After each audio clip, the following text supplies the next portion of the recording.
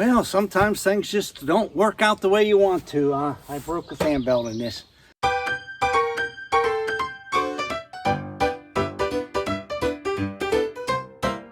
gonna have to probably take the front off, which means I've got to take this front grill off, then this piece off, and then I can see what I got to do to get a new belt. But the belt is ripped and it started smoking, overheating. That's when I noticed it, so I had to shut it off, and now I got some work to do.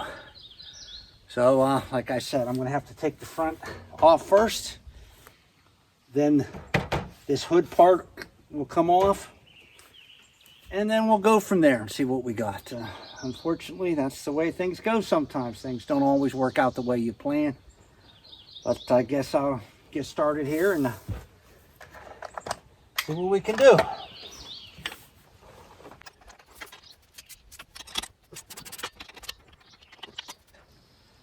Hopefully I can get this apart, maybe go home tonight, because I am up at camp.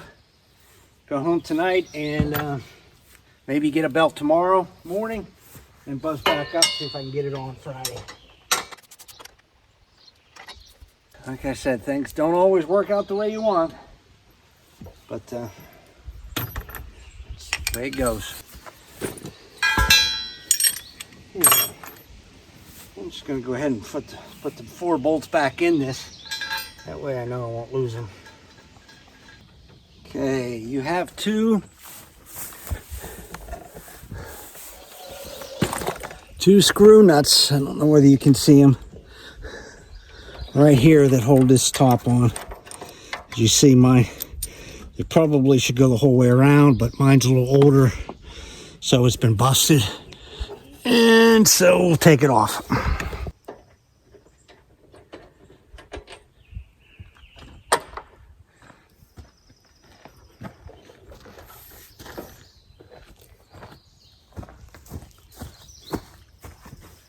And now it should come forward.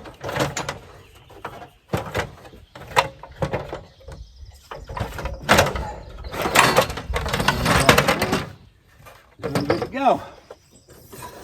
Now I can see the belt. Hello, it's Old Man in the Plan back again. Today is going to be repair day on my Kubota. I did get the old belt tore off here the other day. I had to run back home to where I know a local dealer is and buy the belt. They had it in stock, which is good. I also purchased some coolant. Naturally, the coolant bubbled over. You've seen the smoke. I'll make sure I show the smoke and when it stopped here on the first video. I've been wanting to do an oil change. I don't know whether it got too hot. Any type of heat naturally will, you know, the oil will degrade a little bit. So I'm going to go ahead and do an oil change. I was going to schedule one anyhow. Now this belt, I knew it was going bad. I had to tighten it up last year. I was out of adjustment on it, but I actually even looked it up and I was going to buy one and put it in, but me, like everyone else, sometimes I'm a procrastinator. I didn't do it, and the belt didn't break, but it's just so bad, I just couldn't risk running it anymore on it. So I had to stop. I didn't show the tear down. I had trouble trying to get the camera to view and everything else. And then naturally, when things break, sometimes when it breaks and you're in the middle of things, sometimes you're not in the best mood. I wanted to hurry up and get it out so I could get home and see if I could get another part. But today I'll try to explain it better, and it's going to be back assembly, and I'll show you the old belt, the new belt. And actually I had a drawing from last year because I knew the belt was going bad and I was going to replace it. I just never got around to it. So if you don't do it when you know it's bad or it's going bad, and you wait till it breaks, naturally it's going to disrupt everything. But we'll take a peek and we'll see what we can do. Now this is the old belt. You see it's split apart. It's about ready to bust there. It never did really break. It just kind of went off the pulley because it stretched out so much. Here is the new belt. You see the width is quite a bit difference. That's how much it's worn over the years. And like I said, it's not the Kubota's fault. I should have changed it. Like I said, this is a 2011 Kubota. I just bought it used 2.5 years ago, somewhere around in there.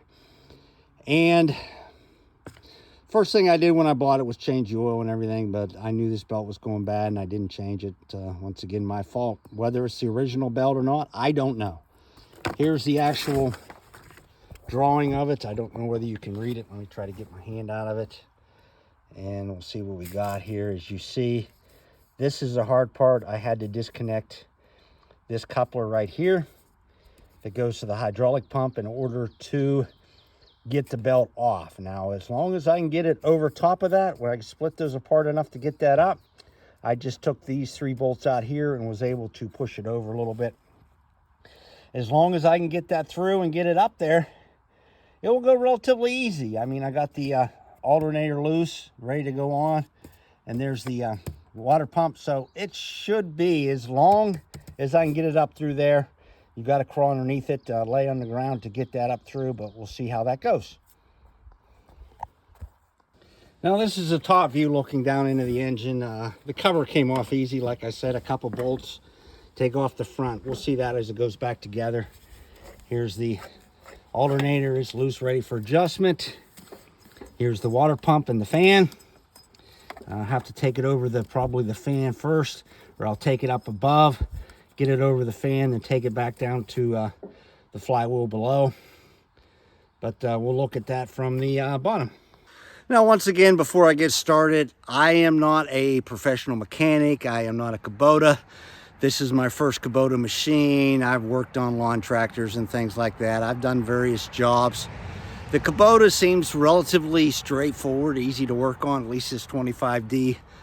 So I don't mind trying things myself, and I'll learn as I go along. So if you're a professional mechanic, just laugh at me if I do it the long way, or I'm not doing something right. Or you could comment and help me learn a little bit. But like I said, the first thing is going to be to try to get that belt back through that coupler without tearing everything apart. I don't want to tear out any more than I have to. Once again, there's the coupler, and up in there's the belt. I'm gonna have to put this phone down to get it around, so bear with me. Okay, I did get the belt around it. I think you can see the belt there. It's in the shiv wheel for it. I'm gonna put it up above, tighten it up a little bit, make sure it's where I need it before I start putting anything back together. Okay, the belt's on. You see it right here. They're always tight to get on. I had to kind of get it started on this one. After I got it on the other 2 pulleys, I got it around the flywheel and then the water pump. And then I had to get it started on this and spin the water pump in that direction in order for it to roll on. They always make these belts tight to start. Now I'm gonna adjust it tight with this screw here. You pull this over as tight as you can get it. I'll get a bar or something in there so I get it good and tight. Then I'll tighten it up, and then I'll double check it. And then I'll start putting the shaft together for the hydraulic pump. Okay, it's good and tight. I cranked it down, made sure it was tight. That is a 12mm wrench. I can't remember what they are underneath, but I think I have the bolts over here. And I'll make sure everything's still on. It's still around that sheave. It's around the water pump and the fan. And everything looks straight. As you can see, it's around that sheave down there too. And then right here's that coupler I got to put back together. Okay, there's the coupler. I'll have to spin it and line up the holes. And then these are also 12mm. And you see, that wasn't hard to line up at all. I'll get one in there. I'll go a little bit real finger tight, and I'll see if I can spin that thing around to get another one in there. Maybe a little tighter than that. Okay, let's see if I can get that one in there.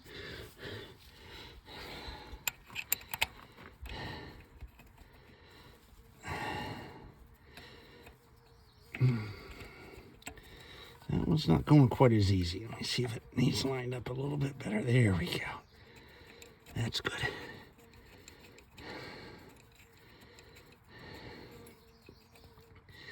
Now, if you look at it, all in all, that wasn't too bad to put a belt on. Like I said, these engines, are not a lot of fancy stuff on this one, which is good. I do like these B&Xs. I do think they're worth the money. I can't tell you what a big help it is to me around here. This year, I'm also going to be, this is all this work I've been doing is up here at the camp. I'm going to also be hauling it down to the house because I promised the neighbors I'd help them dig some shallow trenches for some railroad ties and stuff like that. So we'll be doing some of that stuff. Now, I don't want to over tighten these, but I do want them to get them somewhat tight until I get that last one lined up. That one seems like it's taking a long time to tighten up any. I wonder if I'm in it. Right.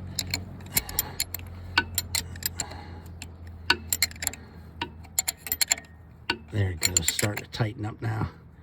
There, I don't want it too tight until I get the other one in. I get the other one in, then I do spin around. And there's the last one. Let me find my bolt. Oh, shoot. Hit it right by my head here. There. No, that's not it. Okay, I found it. That's when it's nice to have a little helper. Even a little grandchild. Somebody that can hold the bolts for you and hand them to you.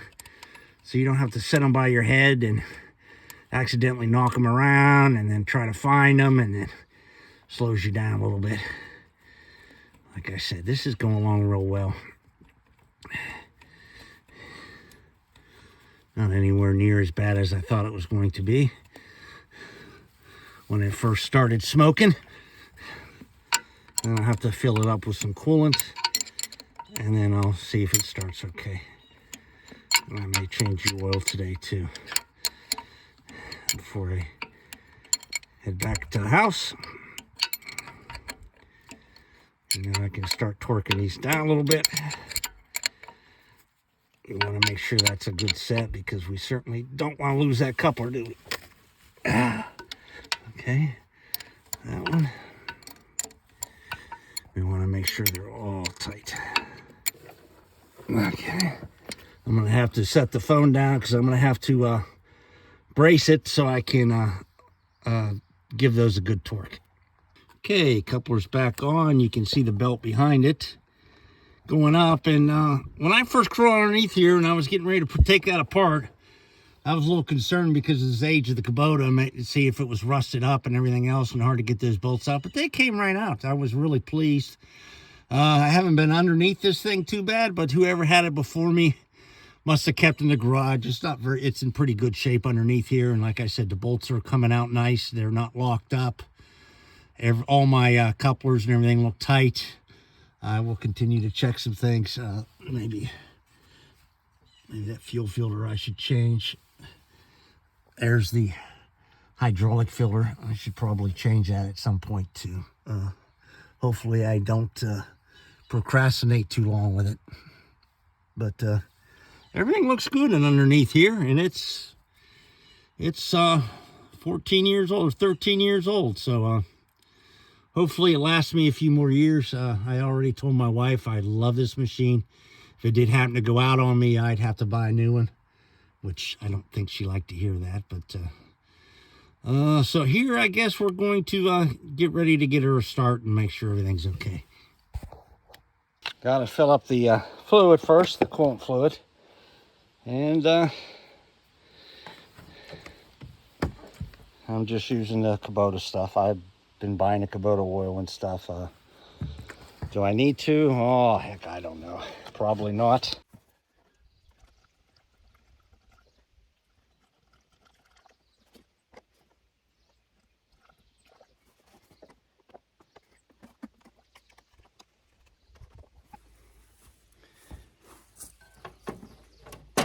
I'll look around to make sure I didn't leave any tools laying in any place that when I started it, it would cause a problem. Lord knows I don't want to create any more problems than I already did.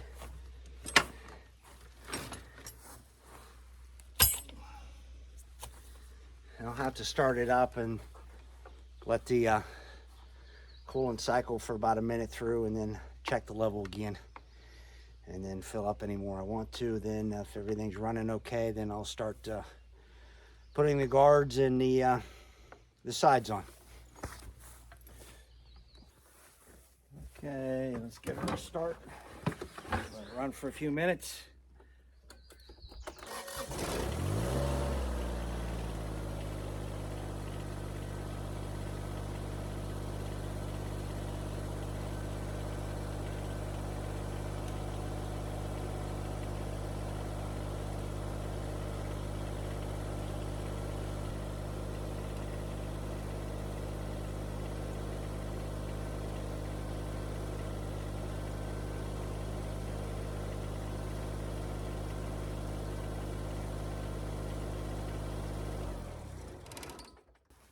Okay, the hydraulics seemed to work. Everything seemed to be working. Got fluid, the fan was turning. Still full. I don't want to run it too long without the engine shroud on, because I do know that has to do with the airflow.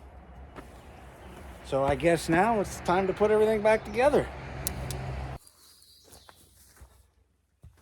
You have to put that back on. It's easier with two people, but guess what? I don't have two people, so I just got to slide it up here in place. Get it close.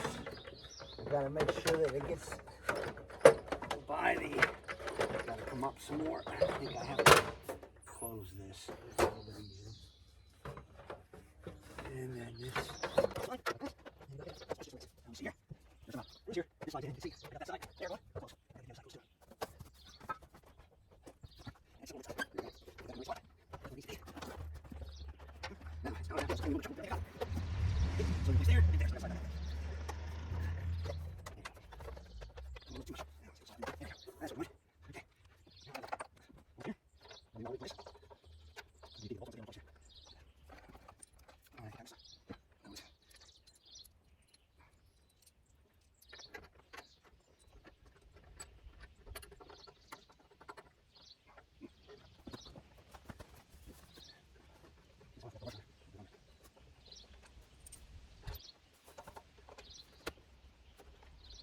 To show you the nuts are just kind of like a toggle nut. Let me see if I can get a good video of it. Where my hand is, there it is.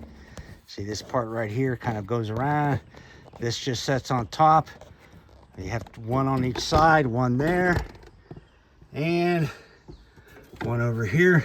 So you see there's a bunch of washers because over time the person before me must have busted out this plastic that goes around. You see also on this one, it's busted around too, not quite as far back, so he didn't need as big a washer. The back of it just slides in here. There's a little groove in there that they have to slide into evenly. And now all I gotta do is put the front grate on, and then everything will be back together. That's just 4 bolts. And I got the front guard in place. The nuts started. They're right here. There's 4 of them. They're 17s. All you gotta do is tighten them up. And I was saying, I'm certainly no Kubota mechanic or anything like that. It's just that a lot of this stuff, if you look at it and you try to figure it out, you can figure it out. It doesn't take a genius. These engines and stuff, now I won't tear an engine apart or anything like that. But as far as doing small stuff, yeah, sure, why not? Belt, it was kind of wasn't that bad. I suppose it could have been a lot worse. Now I'll probably be conservative and probably run it for a while, check the tension on that new belt I put on, check the bolts to make sure everything's still tight. The last thing I want to do is lose that hydraulic coupler underneath because the bolts wasn't tight enough, or it slipped or something like that. And hopefully that belt will last me another 14 years.